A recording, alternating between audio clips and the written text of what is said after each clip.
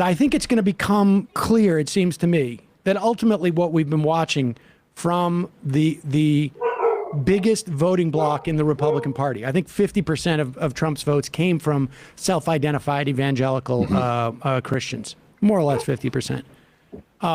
They've been lying about their agenda from the get-go. And I think we're going to start to see more of examples of this. This is completely far afield. Happens to include Eric Swalwell again. Swalwell apparently is taking some type of trip. I don't know where he's going. Not relevant to this, but it is somewhere ostensibly in his business as a congressman. He went and got tried to get a declaratory ruling, I guess, as to whether he could use campaign funds to provide for a babysitter for the week that he was leaving town, which is exactly what we want our lawmakers to do. Is it okay for me to use the funds in this instance? Goes to the FEC. Put aside what their ruling is. I don't even know what they decided in terms of whether that's appropriate or not. One of the commissioners, a guy named James Traynor, self-ids as a conservative Catholic. He was the former chair of the FEC. He's now just a commissioner. Here is his response to this, looking for this declaratory ruling. It's fascinating. Say with regard to this issue, and I do see this as nothing more than a member of Congress looking for a way to have donors pay for nanny services while they run off on week-long trips overseas. And to be real honest with you, I'm actually going to pass judgment on it. I think it's abhorrent that that Congressman Swalwell would have such a young child and want to leave them in the care of someone else for a week-long trip overseas, and using donor contributions to pay for that. I think it's just inappropriate that we've even had to address this question. Commissioner Broussard? So I'm getting close to cutting this off. It's somewhat outside of the motion. And that is why I'm aghast, because I think the comment is outside of the AO request. I think it puts us in concern about consideration for other matters. That's not appropriate for what we're doing here now. I can respectfully understand if someone does not agree with the draft 10 minutes. I understand your reasoning. We can stop it there, right? Because the question isn't whether campaign donations should go towards that. I don't know. I'm agnostic on that question. I would hear the arguments. But the idea that a government official is passing judgment on Swalwell for getting a babysitter for a week when he's out of town, like, this is all part of the whole thing, right? Where's his wife? She should be at home with the children, babysitting, right? And it's a moral failing if that's not the case. Yes, this idea that, like, people have always had moral condemnations of other people, but the idea that we have to hear from that guy and that his moral attitudes towards somebody else's trip affects public policy is theocratic. That's the definition of it. You can have your opinion. You don't think Eric Swalwell should go to Bali for the week on this government trip? Fine, go ahead, hate him. That's what comment sections are for. Right. Sound off. But that you're then going to pass laws and pass rules because of your attitude. And I think to your point about the media being completely unprepared or set up, in the worst possible way for this moment is a good one.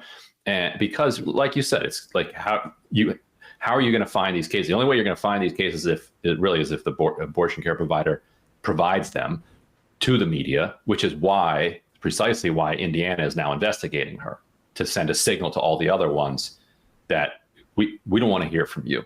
You do your work quietly and maybe we'll let you stay in business. So I think our main source of news for these tragedies over the next several years is going to be GoFundMe, because that's where you're going to learn. It's going to be Facebook posts that wind up on GoFundMe, and you will hear, about somebody's wife who died because of X, Y, and Z. and people will start donating. The right will start saying, I'm sure this is all made up. And then you might start getting some journalism done on that particular case. But it'll turn up in GoFundMe first as a plea for help for a family who now doesn't have a mother anymore because of lack of health, lack of medical care in a crucial moment that would have saved her life. And the whole GoFundMe thing, like there's a larger dystopian dynamic of how you can see these GoFundMe posts for regular medical expenses. I have a cancer treatment and we need $100,000 to pay for it and to save my father's life or my uncle or whatever. Like those are already such massive condemnations of our healthcare system that it just brings to mind when you say that, some of my frustrations with how the Democrats have been combating the overturning of Roe v. Wade, or really combating is maybe too strong of a word, where, they're still connecting it to this larger notion of medical privacy. Everyone should be able to have a private medical decision that they can make about their own body. And I understand that from the jurisprudence perspective, that's where they need to hang their hat. But from a political perspective, the fact that the Biden administration doesn't have any healthcare narrative and any emphasis, I think really undercuts their potential messaging and on abortion more broadly as a right to health care in general. Because when you make it about privacy, I think the message is muddled in a variety of different ways.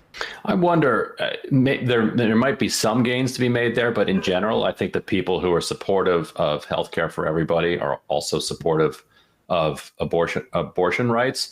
We actually interviewed a woman from Kansas this morning who said that medical, bodily autonomy, anti-mandates, and medical freedom are the words that are really resonating, or the concepts that are really resonating with the kind of libertarian and conservative voters that they're going to need in Kansas to move beyond, because they've got a block of Democrats and progressives and supporters of abortion rights in Kansas who are going to vote no on this amendment to ban abortion in Kansas. Like they have those. The question is, how do you get to 51%? And they're finding, and the one we talked to will embrace this concept as well herself. There's a ton of vaccine skepticism out there, and they're using the vaccine skepticism and the skepticism of authority more generally, and the idea of medical freedom to point out, to make this case, like you can't be for one and not for the other. And fascinatingly, it sounds like some of that is resonating in a real way among people, because you have to find, like, if you're going to get beyond your core group, you have to find arguments that are more appealing to them. And there might be some kind of social justice Catholics who might be persuaded by that language, but those social justice Catholics are so they're mostly pretty political and well informed anyway. So the idea that you're going to move them one way or another with some messaging is probably not the case. Well, I mean, this is a little afield, I guess, but I mean, it raises an interesting question as to, like, obviously, the first order of business is try and provide for the material needs that are most at forefront right now, which is like just a rearguard action of trying to mitigate the implications of the overturning of Roe v. Wade. And you talk about medical freedom. I wonder if that makes it harder down the road to get a government-sponsored Medicare for all type of program where you have sort of played into this concept. I think it actively does. And in fact, if you look at some of the kind of, I don't know what you want to call them, the YouTube left types that started getting into this medical freedom stuff so that they could kind of ride the anti-vax algorithmic boost that was going on for six months or so. You don't say.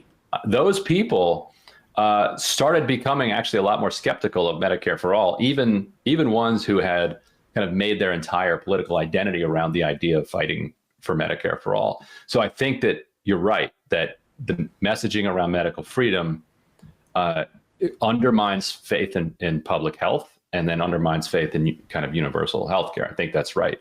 Now, the job of a Kansan who's trying to beat this amendment is to beat the amendment. So I'm not telling them what to do or what not to do. But I think you're right that in general, the lack of trust in public health that was exacerbated during the pandemic has undermined potential future support for expanding public health insurance.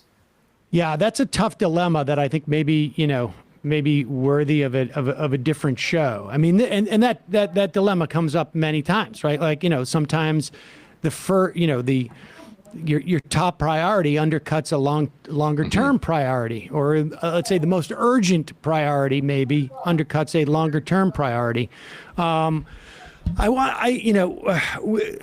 feel like we're going to be talking about this stuff and the expansion of the theocracy, because I really do think the gloves are off I think it's just, they're targeting PrEP access in Texas. PrEP access in Texas, in terms of HIV, we saw it with Josh Hawley bringing in I know we're talking about abortion, but let's get to the trans stuff right now too. Like it is all part of a whole. And the fact that there are all these fentanyl test strips that people can use to find out whether or not the pill that they're about to take has been laced with fentanyl so that they don't die. Republican states are trying to, and some are successfully banning people from obtaining a test strip that would save their life.